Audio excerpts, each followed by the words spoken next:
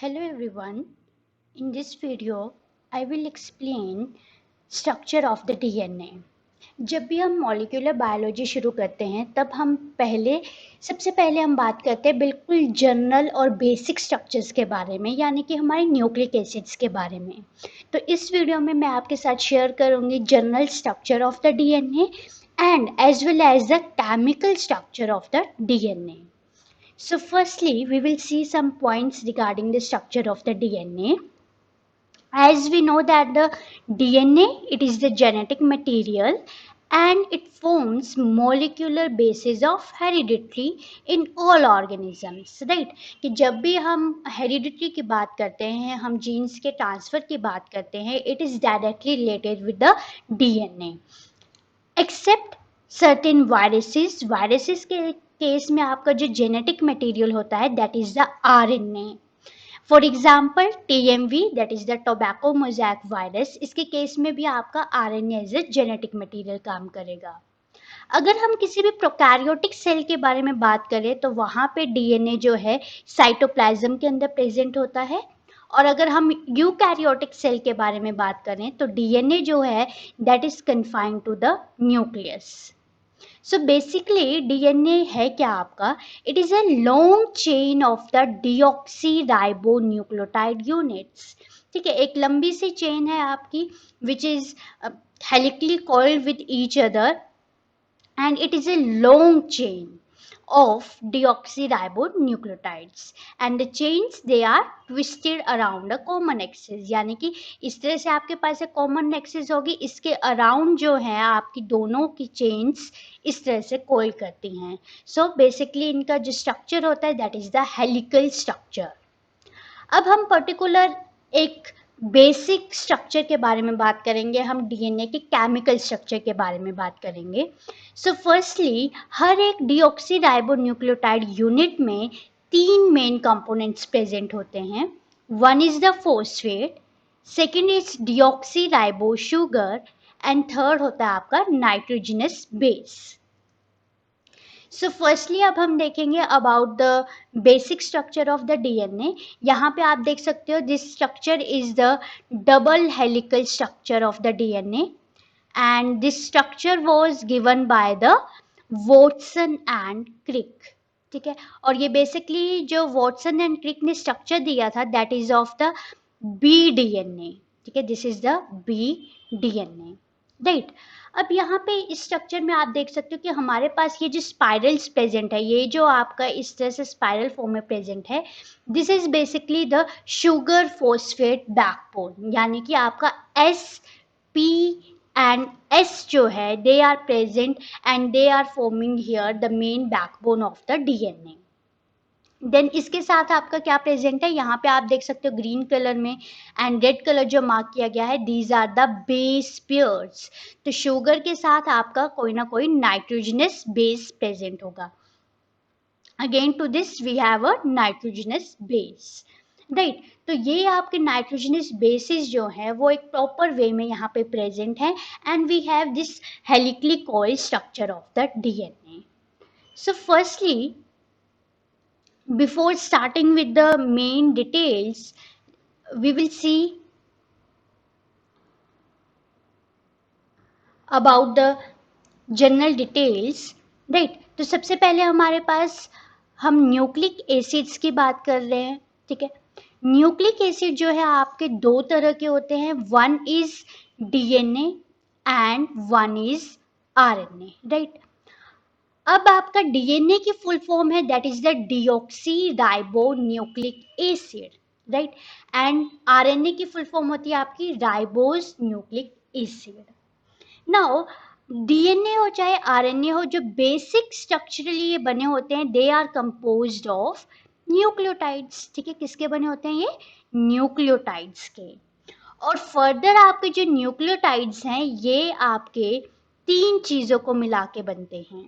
3 main components of nucleotides are, firstly हमारे पास आते हैं आपके नाइट्रोजनस बेस, सेकेंड आपके आते हैं sugar and basically pentose sugar यानी कि जिनमें 5 कार्बन्स प्रेजेंट होंगी, और लास्ट में आपका थर्ड कंपोनेंट रहता है दैट इज द फॉस्फेट. ठीक है, तो ये आपके आगे न्यूक्लियोटाइड्स जिसके अंदर आपकी 3 मेन कंपोनेंट आ गए, that is the nitrogenous base, pentose sugar and the phosphate. Now हम वन बाय वन इन सबको डिस्कस करेंगे। Firstly I am taking only the nitrogenous bases. So we will see the structure of these nitrogenous bases. देखो word से clear है, आपका word क्या है, NB, that is the nitrogenous base, यहाँ पे मैं रिप्रेजेंट कर रही हूँ by NB, means nitrogen containing ring. Word से क्लियर है ना, नाइट्रोजन बेस यानी कि इनके स्ट्रक्चर में क्या होगा, nitrogen will be present in their structure. So nitrogen containing heterocyclic, nitrogen containing heterocyclic basic ring compound are the nitrogenous bases. Further हम अपने नाइट्रोजनस बेसिस को दो कैटेगरीज में हम डिवाइड कर देते हैं। One category is the purines and second category आती है आपकी, दैट इज द पायरिमिडीन। ठीक है, so this is the pyrimidine and one is the purine. अब आपके जो प्यूरिन्स होते हैं, प्यूरिन्स के अंदर आपके दो आते हैं, वन इज द एडेनिन, ठीक है, पहला आपका आ गया एडेनिन अंडर द प्यूरिन्स, और दूसरा आपका आ गया that is the guanine. So second is guanine. तो ये दो आपके आगे, राइट। और पिरामिडीन्स की अगर हम बात करें तो इसके अंदर आपका आता है साइटोसिन, साइटोसिन के साथ यहाँ पे आएगा आपका thymine, then third we have the uracil, right. तो जो आपका थाइमिन है that will be present in case of the DNA and in case of the RNA this thymine is replaced by the uracil. तो RNA के case में uracil होता है, otherwise thymine is present in the DNA. ठीक है, तो ये आपके जनरल पॉइंट हो गया about the purine and pyrimidine. So you can see here this is the structure of the adenine and guanine which comes under the purines. और purines में जो एडेनिन ग्वानिन है they are common in both DNA and RNA, right. और नीचे आपके तीन जो बनाए हैं these are the pyrimidines, and here clearly you can observe that the thymine will be present only in case of the DNA and RNA is present in case of the uracil. So sometimes question इस तरह से भी आपके objective exams जो होते हैं वहाँ पे पूछा जा सकता है, that name the pyrimidine which is present or common in both DNA and RNA. So answer will be the cytosine. Now next we will see some more points.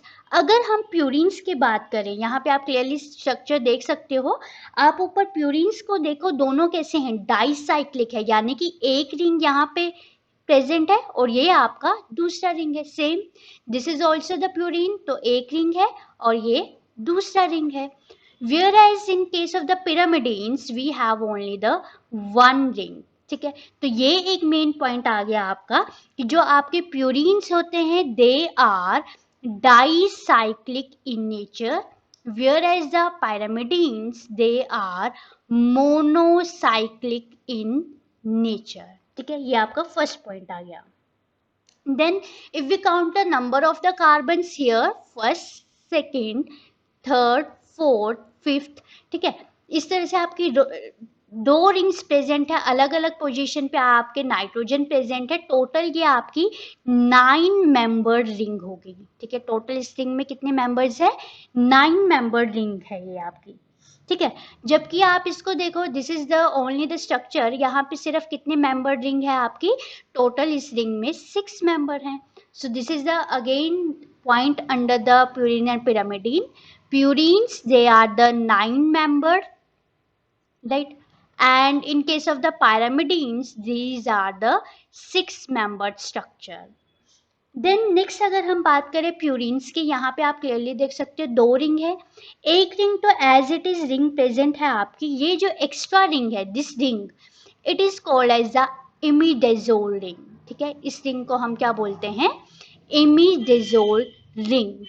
So this is again a very important point under the purines, that one extra 5-membered ring is present called as the imidazole और imidazole ring. ठीक है, ये purines में present है. Then next point आप देख सकते हो, प्यूरिन्स के केस में आप नोट करो कि आपकी फर्स्ट पोजीशन पे, थर्ड पोजीशन पे, सेवंथ एंड नाइन्थ पोजीशन, इन सब पोजीशन पे देखो, this one, this and this one, ठीक है। First, third, seventh and ninth position पे क्या प्रेजेंट होगा, नाइट्रोजन प्रेजेंट है in case of the purine. So this is again important point. At first, third, seventh and ninth position, in case of the purines, we have nitrogen present at these positions, right? Then हम pyrimidines की बात करें तो पिरामिडीन्स में आपका सिर्फ first and third position पे, ठीक है, फर्स्ट एंड थर्ड पोजीशन पे आपका नाइट्रोजन प्रेजेंट रहेगा. So these are very important points under the nitrogenous basis and structure of the purine and pyrimidine. Now we will see the structures also, some details about the structures. So firstly you can observe the adenine. Now firstly we know that this is the dicyclic, right? तो पहले तो हम dicyclic ring इसका बना देंगे, then हम क्या करेंगे, उस पे first, third, seven, nine position पे कार्बन को रिमूव करके वहां पे नाइट्रोजन लगा देंगे, ठीक है। और इसका आपका केमिकल फॉर्मूला एक तरह से हम इसको लिखते हैं 6 अमाइनो प्यूरिन. तो 6 अमाइनो प्यूरिन का मतलब क्या है कि आपके इस स्ट्रक्चर में 6th पोजीशन पे अमाइनो ग्रुप है. So you can observe here, ठीक है, इस पोजीशन पे आपका क्या प्रेजेंट है, अमाइनो ग्रुप. देन नेक्स्ट है आपका ग्वानिन. तो ग्वानिन के केस में हम इसको बोलते हैं 2 amino 6 oxy purine. So again you can observe here clearly that this is the first and this is the second. तो second carbon पे अमाइनो ग्रुप है, so 2 amino and 6 oxy, 6 position पे ऑक्सीजन है, so 6 oxy purine. Then same way cytosine है आपके पास. Cytosine का name होगा आपका that is 2 oxy 4 amino pyrimidine, ठीक है. यहाँ पे सेकेंड पोजीशन पे ऑक्सी एंड फोर्थ पोजीशन पे अमाइनो ग्रुप है, so 2 oxy 4 amino pyrimidine. Then next thymine. Thymine के लिए हम लिखेंगे 2,4 डाइऑक्सी 5 मिथाइल पिरामिडीन, ठीक है. यानी कि सेकेंड पोजीशन पे एंड फोर्थ पोजीशन पे दोनों पे ऑक्सी प्रेजेंट है, ऑक्सीजन है, सो 2,4 डाइऑक्सी. और फिफ्थ पोजीशन पे क्या प्रेजेंट है आपका, methyl group, so 2,4 dioxy 5 methyl pyrimidine. Then in the structure of the uracil we have only 2,4 dioxy pyrimidine. सिर्फ इन दोनों में क्या फर्क है, दोनों में यूरेसिल और थाइमीन में मिथाइल ग्रुप प्रेजेंट होता है फिफ्थ पोजीशन पे और यूरेसिल में ये एब्सेंट है. बाकी 2,4 dioxy will be the same in both. So this is all about the structure of the nitrogenous bases. Now we will next continue with the sugar. ठीक है, शुरू में मैंने आपको बताया 3 कंपोनेंट्स हैं, that are the, just we will take the slide, right. ये आपके 3 कंपोनेंट्स हैं जिसमें नाइट्रोजनस बेसिस हैं, पेंटोज शुगर है और फॉस्फेट ग्रुप है. यहाँ पे मैंने आपको नाइट्रोजनस बेसिस की डिटेल्स दे दी. अब हम देखेंगे pentose sugar. So firstly pentose sugar word से क्लियर है, यानी कि इस शुगर में 5 कार्बन होंगी, ठीक है, और ये कार्बन आपकी फ्यूरेनोज फॉर्म में होती है. फ्यूरेनोज फॉर्म का मतलब होता है there will be the presence of oxygen bridge, ठीक है, एक ऑक्सीजन ब्रिज प्रेजेंट होता है आपका between first and fourth carbon atom. So these are called as the furanose. हमारे पास पायरेनोज फॉर्म भी होती है in case of the hexose. वहाँ पे आपका ऑक्सीजन ब्रिज जो होता है वो फर्स्ट एंड फिफ्थ कार्बन के ऊपर प्रेजेंट होता है और टोटल वहाँ पे 6 कार्बन होते हैं. So here firstly we will see the structure of the ribose sugar. तो राइबोज शुगर के लिए जो फॉर्मूला होगा that is C5H10 and O5, ठीक है. ये स्ट्रक्चर होगा लाइक दिस, ये आपका बेसिक स्ट्रक्चर होगा, ठीक है. अब यहाँ पे देखो, this is the first carbon, to this first carbon we have OH here, यहाँ पे H प्रेजेंट है, To this side we have hydroxyl group, यहाँ पे simple H है. Then here we have OH, यहाँ पे आपका CH है. ठीक है, और ये आपकी फोर्थ कार्बन है, इस फोर्थ कार्बन के साथ आपकी फिफ्थ कार्बन यहाँ पे अटैच होती है, तो यहाँ पे CH2OH प्रेजेंट है. ठीक है, तो ये आपका जो स्ट्रक्चर बना अभी, this is the structure of the ribose sugar with the molecular formula C5H10O5. अगर अब हम डीऑक्सीराइबोज शुगर के बारे में बात करें तो डीऑक्सीराइबोज शुगर में क्या होता है, फॉर्मूला C5H10O4 फॉर्मूला होता है. ठीक है, यानी कि आप अगर इन दोनों को कंपेयर करो, इसमें एक ऑक्सीजन ज्यादा है, यहाँ पे कम है. तो सेम हम यही स्ट्रक्चर बनाएंगे, बट हम क्या करेंगे, अपनी इस सेकेंड कार्बन पोजीशन पे से हम O को रिमूव कर देते हैं, हम सिर्फ यहाँ पे क्या लिखेंगे, H लिखेंगे. So this is called as the ribose structure with OH at the second carbon position. और अगर हम यहाँ से O को remove कर दे, then it will become the deoxyribose sugar. ठीक है, so this is about the structure of the sugars, where the difference lies only at the second carbon position, that O is present or absent. If it is present, then we call it as the ribose sugar with formula C5H10O5, and if it will be absent, then it will be deoxyribose sugar with formula C5H10O4.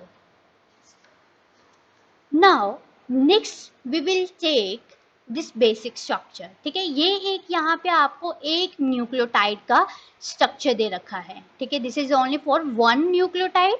You can clearly see here the deoxyribose sugar, यहाँ पे सिर्फ H present है. अगर यहाँ पे हम OH लिखते तो ये आपका क्या बन जाएगा, राइबोज शुगर बन जाएगा. So here the structure of the deoxyribose is given. So whenever we will form a particular structure, तो हमारे पास क्या होगा, आपका डीऑक्सीराइबोज शुगर हम पहले ड्रॉ करेंगे, और हमेशा इस शुगर के ये जो फर्स्ट कार्बन है, this is the first carbon, इसके साथ आप कोई ना कोई नाइट्रोजनस बेस ऐड करते हो. ठीक है, it can be guanine, it can be thymine और any one of the nitrogenous bases, always attached to the first carbon with the help of a bond called as the glycosidic bond. इनके बीच में जो bond present है, that is the glycosidic bond, right? और हमेशा जो इसकी fourth carbon है, fourth carbon के साथ यहाँ पे फिफ्थ कार्बन है, फिफ्थ कार्बन के साथ हमेशा आपका फॉस्फेट जुड़ा होता है. So this is the structure of the one nucleotide, where firstly you will draw the deoxyribose sugar, and to its first carbon you can draw any one of the nitrogenous bases, and at the fifth carbon you will draw the structure of the phosphate. So this is the basically structure of the one nucleotide. अब हम यही structure chemically देखेंगे. देखो, ये आपका पूरा chemically structure है. ठीक है, these are the purine bases, यहाँ पे पिरामिडीन बेसिस है. यहाँ पे आप क्लियरली देख सकते हो सिर्फ एक स्टैंड दिया गया है, दूसरा स्टैंड यहाँ पे मिसिंग है, और you can see that only one stand is given here. तो यहाँ पे आपके पास एक 5 प्राइम एंड है, एक आपका 3 प्राइम एंड है. जो आपका 3 प्राइम एंड होता है वो हमेशा उसके पास एक फ्री हाइड्रोक्सिल ग्रुप अटैच रहता है, so it can add more nucleotides at its side. ठीक है, तो अब सबसे पहले आप ये पूरी चेन कैसे बनाओगे, you will draw a one sugar. ये आपने एक शुगर बना ली, मान लो यहाँ पे आप डीऑक्सीराइबोज शुगर बना रहे हो. कैसे पता लगाओगे कौन सी शुगर है, आप सेकेंड कार्बन का पता करोगे कि इस सेकेंड कार्बन में सिंपल H है या OH है. So you will get the idea. अगर OH लिखा होता तो ये राइबोज होती, यहाँ पे सिर्फ H लिखा है तो ये आपकी डीऑक्सीराइबोज शुगर है. देन इसके फर्स्ट कार्बन के साथ क्या अटैच है, आपका नाइट्रोजनस बेस, जो कि यहाँ पे एडेनिन का स्ट्रक्चर बनाया गया है. देन इसकी फिफ्थ कार्बन के साथ आपका क्या अटैच है, फॉस्फेट, राइट. तो अब हम बिल्कुल यहाँ से डाउनवर्ड से मैं ले रही हूँ. This is your sugar. At the first carbon of the sugar we have thymine, that is the nitrogenous base, and at the fifth carbon we have the phosphate. Now this phosphate is attach to the next sugar, ये अगली sugar के साथ attach होता है at the third position of the carbon. ठीक है, third position पे जो हाइड्रोक्सिल ग्रुप था उसके साथ यहाँ पे आपका फोस्फेट ऐड हो गया। और बाकी सेम है कि फर्स्ट कार्बन के ऊपर आपका कोई ना कोई नाइट्रोजनस बेस है, यहाँ पे इन्होंने साइटोसिन बनाया है। ठीक है, तो सेम इसी का शुगर का आप फिफ्थ कार्बन देखो तो फिर से फोस्फेट के साथ अटैच है, और फोस्फेट नेक्स्ट शुगर के थर्ड कार्बन पे अटैच है। ठीक है, तो आप यहाँ पे देख रहे हो कि फर्स्ट शुगर का फिफ्थ कार्बन अगली शुगर के थर्ड कार्बन के साथ अटैच है with the help of A phosphate. तो आपको याद होगा अभी शुरू में मैंने बताया आपको कि एसपीएस बैकबोन होती है, तो वो एसपीएस बैकबोन जो है वो यहीं से बन रही है कि एक शुगर का फिफ्थ कार्बन फोस्फेट के साथ ऐड है और ये फोस्फेट अगली शुगर के थर्ड कार्बन पे, अगेन इसी शुगर का फिफ्थ कार्बन फोस्फेट के साथ। ठीक है, तो इस तरह से आपकी ये पूरी चेन बन जाती है और आपके पास ये 5 प्राइम टू 3 प्राइम डायरेक्शन जो है वो आ जाती है। इस 3 प्राइम पे आप क्लियरली ऑब्जर्व कर रहे हो कि हर बार जो 3 प्राइम है इसके ऊपर फ्री हाइड्रोक्सिल ग्रुप है जहां पे आपका फोस्फेट नया आके बाइंड कर रहा है। So here this is the representation of only the one strand where the one sugar, if we are taking the one sugar and its fifth carbon is attached with the phosphate, then to the third sugar, next sugar at third carbon, right? Now here you can see both the strands. तो यहाँ पे simply वही चीज follow की है कि यहाँ पे आप देखो ये जो फिफ्थ कार्बन है आपकी फोस्फेट के साथ अटैच है अगली शुगर के थर्ड कार्बन के साथ।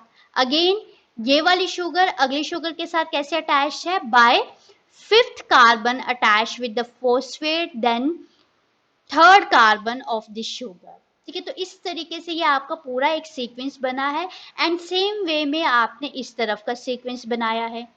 और फर्स्ट कार्बन के ऊपर दोनों ही केसेस में कोई ना कोई नाइट्रोजनस बेस प्रेजेंट है। मान लो यहाँ पे थाइमिन ऐड है, इस तरफ वाला जो स्टैंड आया उसके साथ आपने एडेनिन लगा दिया, यहाँ से आपने ग्वानिन लगा दिया, यहाँ पे आपने साइटोसिन लगा दिया। सो फाइनली ये जो आपके नाइट्रोजनस बेसिस हैं they will get linked with each other with the help of this hydrogen bonding. और ये जो पेयरिंग होती है that is with the help of Watson and Crick base pair rule, और जिसे हम चार्जेफ रूल भी बोल देते हैं। इस रूल के अकॉर्डिंग क्या है कि हमेशा एडेनिन जो है it will bind with the thymine, यानी कि ए के सामने हमेशा आप टी लिखोगे, यहाँ पे आप देख सकते हो ए के सामने क्या लिखा है आपने, T, and they will bind with the two hydrogen bonds and vice versa, and G will always pair with the C with 3 hydrogen bonds। और अगर मान लो थाइमिन की जगह यूरेसिल है तो simple A double bond U। ठीक है, तो ये आपका बेसिक पेयरिंग का फॉर्मूला रहता है दैट कैसे ये पेयर करेगा, A always bind with the T and G with C with 2 and 3 hydrogen bonds respectively। And इस चार्जेफ रूल में एक और आपका मेन पॉइंट होता है that the amount of purines, ठीक है, कि प्यूरिन का अमाउंट हमेशा किसके इक्वल रहेगा, amount of pyrimidines, always equal to the amount of pyrimidines। It means A plus G, these are the purines, will always equal to T plus C, और यहाँ से आपका A equivalent to T and G equivalent to C। Sometimes इस पे आपको कुछ numerical भी आ जाते हैं। देन इसके अलावा एक और पॉइंट है इसमें that the base ratio of A plus T and G plus C is equal to 1 for a given species and may vary from one species to another। So this is about the basic structure of the DNA, where we discuss about the nitrogenous bases, about the sugar and about the bonding। ठीक है, तो इस तरह से आप clearly देख सकते हो हमने यहाँ से शुरू किया था, ये आपका डीएनए का डबल हेलिकल स्ट्रक्चर है। तो अभी आप देख रहे हो ना यहाँ पे कि एडेनिन के सामने हमने क्या लगाया है, थाइमिन, तो ये कैसे लिंक्ड है विद द हाइड्रोजन बॉन्डिंग। ठीक है, और जो मेन आपकी बैकबोन है that is the SPS sugar phosphate backbone. ठीक है, और अगर हम इसी स्ट्रक्चर को देखें कि हमें ये स्ट्रक्चर थोड़ा सा ड्रॉ करना हो तो इस तरह से हम ड्रॉ करते हैं whenever we try to draw it in our copies, ठीक है। और ये जो आपकी बैकबोन है यहाँ पे हम क्या लिखेंगे, एस पी एस, ठीक है, पी एस, इस तरह से आप बना लोगे। यहाँ पे भी मैं S P S P S लिख देती हूँ। तो हमेशा शुगर के साथ आपकी नाइट्रोजनस बेस होगा, यानी कि यहाँ पे ए लिख दिया, इसके सामने T, and these together join with 2 hydrogen bond. Same way में यहाँ पे एस के सामने जी, इसके सामने C, they are join with 3 hydrogen bonds, ठीक है। तो ये आपका एक बेसिक स्ट्रक्चर आ जाता है डीएनए का। देन यहाँ पे हमने इस वीडियो में सिर्फ बात की है केमिकल स्ट्रक्चर के बारे में। अब हम थोड़े से पॉइंट देख लेते हैं वॉटसन एंड क्रिक मॉडल के, जो उन्होंने ये डबल हेलिकल स्ट्रक्चर दिया था, इसके रिगार्डिंग हम कुछ पॉइंट्स देख लेते हैं फर्स्टली, ठीक है। तो ये जो हमने अभी स्ट्रक्चर किया, यहाँ पे आप क्लियरली देख सकते हो कि जो मॉलिक्यूलर कॉन्फ़िगरेशन रहती है हमारे डीएनए मॉलिक्यूल की, दैट इज 3 डायमेंशनल। इस पूरे का डायमीटर जो है that is 20 angstrom, and angle of one complete turn is 360 degree. और एक टर्न में कितने बेसिस है, ये जो एक टर्न है इसमें टोटल ये जो नाइट्रोजनस बेसिस है कितने प्रेजेंट होते हैं, total 10 nitrogenous bases are present. यहाँ पे सिर्फ हम रिप्रेजेंट इस तरह से कर रहे हैं, बट एग्जैक्टली एक टर्न में 10 नाइट्रोजनस बेसिस होते हैं। और 2 एडजेसेंट बेसिस, यानी कि मान लो इस तरह से ये 2 एडजेसेंट बेसिस है इस वक्त, इन दोनों के बीच में जो डिस्टेंस होता है they comes near about 3.4 angstrom, right. Then the distance between the 2 complete turns of DNA is 34 angstrom. और बाकी आपका सेम आएगा, that A will pair with the T and G with the C. So this is all about the structure of the DNA.